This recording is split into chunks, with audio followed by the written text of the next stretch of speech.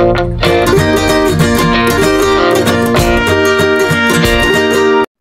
day mga ka-teachers! Gusto ko lang i-share sa inyo itong lesson planner, which is sinearch ko siya dito sa online. Ayan, so ito siya, lesson planner.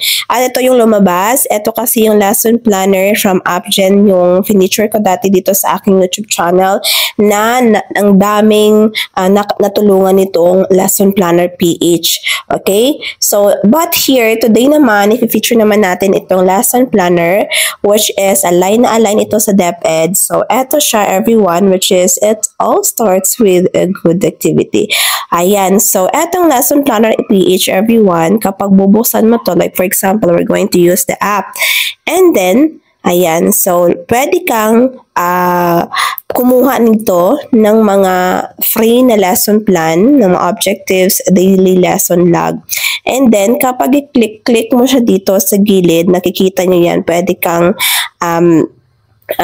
pwede ditong pang summative test for DLL. Ayan. So, pwede kang kumuha dito everyone. Di ba? Ang galing. Kasi napapadali na yung ating mga trabaho. Hindi na tayo mas-stressed. So, we have their short quiz. But then, for the activity, kung gusto mong hindi mo na alam kung ano yung pa-activity mo, pumunta ka lang dito sa lesson planner. Ayan. So, learn about lesson plan. Di ba?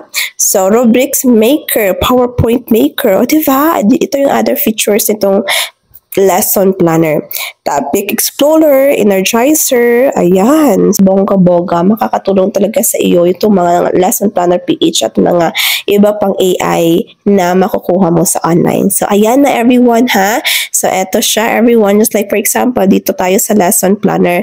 So, which is, yung gagawin mo lang dito is for, like for example, sa grade 11, ayan. So, mapipili ka lang if it is matatag ba, I-plan, 7ES, 5ES, or 4As, yung gagamitin. And then, of course, everyone, like for example, ito. So, this is mathematics, no? This is mathematics. Mathematics. Okay. Ayan. And then, what you're going to do is i-click mo lang yung prepare lesson plan at bibigyan ka na ng lesson plan na mula, like for example, kung 4As yan, mula sa pinakaibabaw ng 4As na yan, meron pa siyang motivation, review, hanggang sa assessment, at hanggang sa assignment ay meron or bibigyan ka nitong lesson planner.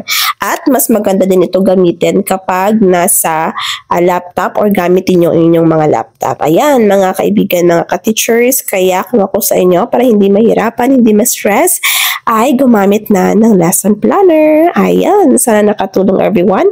Kung nakatulong sa iyo, kapag na-try mo na, ay mag-subscribe sa ating YouTube channel para maging updated sa mga next nating video na makakatulong sa inyo. Thank you so much. Goodbye and God bless.